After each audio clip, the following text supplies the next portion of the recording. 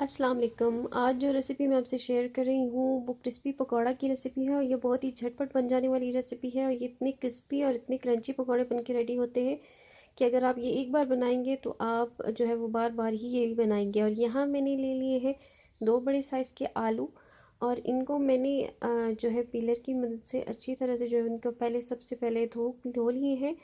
और इनका छिलका जो है मैंने धोने के बाद जो है अच्छी तरह से मैंने उतार लेना है।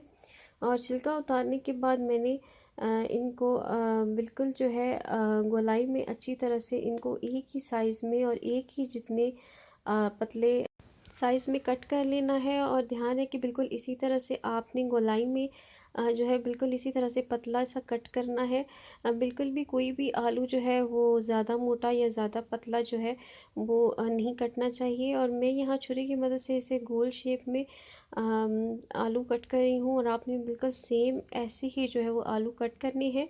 और यहाँ मैंने सारे आलू कट कर लिए हैं और इसके बाद मैं इन आलूओं को जो है अलग से ठंडे पानी में डाल रही हूँ। और 15 मिनट तक तकरीबन मैंने ठंडे पानी में जो है डालकर अच्छी तरह से भिगो के रख दूँगी। और इसके बाद मैंने एक बाउल में अलग से मैदा ले लिया है आधा कप। और इसके बाद शामिल करी हूँ चावल का आटा 2 खाने के चम्मच। और इसके बाद आधा चाय का चम्मच सुर्ख लाल मिर्च कुटी हुई वो मैं शामिल कर रही हूँ। और इसके बाद भुना कुटा ज़ीरा आधा चाय का चम्मच, आधा चाय का चम्मच भुना कुटा सूखा धनिया और 1 चाय का चम्मच चाट मसाला जो है वो मैं इसमें शामिल कर रही हूँ। और इसके बाद तकरीबन आपने इसमें नमक पौना चम्मच शामिल करना है। और नमक के बाद मैं इसमें अजवाइन जो है वो थोड़ी सी बिल्कुल शामिल करूँगी, 2 चुटकियाँ या 3 चुटकियों के बराबर। और इसको मैंने अच्छी तरह से हाथ में मसल के वो शामिल करना है। मसलने से इसकी खुशबू और जायका जो है वो बहुत ही अच्छा आता है।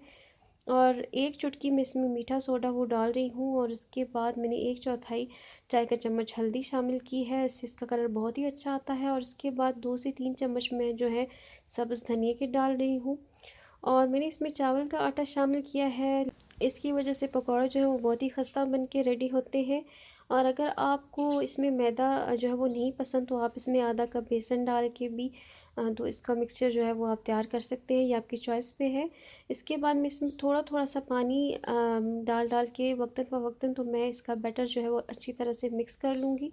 और ध्यान रहे कि बैटर ना ही ज़्यादा पतला हो और ना ही ज़्यादा गाढ़ा हो।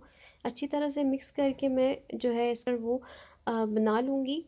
और बिल्कुल ऐसे ही सेम जो है बैटर आपने रेडी करना है। और बैटर यहाँ पे बहुत अच्छी तरह से रेडी हो गया है और आप इसकी कंसिस्टेंसी देख सकते हैं कि बिल्कुल किस तरह से बनाना है, से बिल्कुल सेम इसी तरह से बनाना है। और यहाँ आलूओं को मैंने पानी से निकाल कर छन्नी में डाल दिया है और छन्नी में डालकर मैंने अच्छी तरह से किसी कपड़े से जो है वो आलूओं को अच्छी तरह से खुश्क कर लूँगी। क्योंकि जो बैटर होता है वो पानी की वजह से जो है वो आलू से स्लिप हो जाता है और ऊपर अच्छी तरह से लगता नहीं है। इसलिए मैं इनको अच्छी तरह से सुखा कर जो है वो बैटर में अच्छी तरह से डिप करूँगी। और अच्छी तरह से मैं डिप करके इसमें ऑयल में जो है वो फ्राई करने के लिए डाल रही हूँ।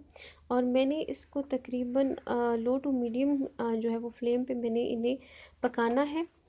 और ध्यान रहे कि ऑयल जो है वो बिल्कुल भी ज़्यादा गर्म ना हो, क्योंकि पकौड़े जो है अगर ज़्यादा गर्म होगा ऑयल तो बाहर से जो है वो बिल्कुल जल जाएंगे और अंदर से जो है बिल्कुल ही कच्चे रह जाएंगे। और यहाँ एक एक करके मैं पकौड़ों को उल्टा पुल्टा कर रही हूँ। और पलट कर मैं इनकी दोनों साइडों को इनका अच्छी तरह से इसको गोल्डन सा कलर जो है वो दे दूँगी। और गोल्डन सा कलर आप देख सकते हैं कि बहुत अच्छी तरह से जो है वो निकल के आ गया है पकौड़ों का। और आलू भी हमारे बहुत अच्छी तरह से जो है वो गल चुके हैं। और यहाँ हमारे जो पकौड़े हैं वो अच्छी तरह से रेडी हो चुके हैं। और रेडी होने के बाद मैं इनको छन्नी से जो है अच्छी तरह से वो मैं इनका जैसे फॉइल जो है निकाल कर इन्हें निकाल रही हूँ। पकौड़े बनकर अच्छी तरह से रेडी हो गए हैं, आप इन्हें ज़रूर ट्राई कीजिएगा और मुझे फ़ीडबैक दीजिएगा कि ये पकौड़े कैसे बने। मेरी वीडियो अच्छी लगे हो तो लाइक करें, चैनल को ज़रूर सब्सक्राइब कीजिएगा। अल्लाह हाफ़िज़।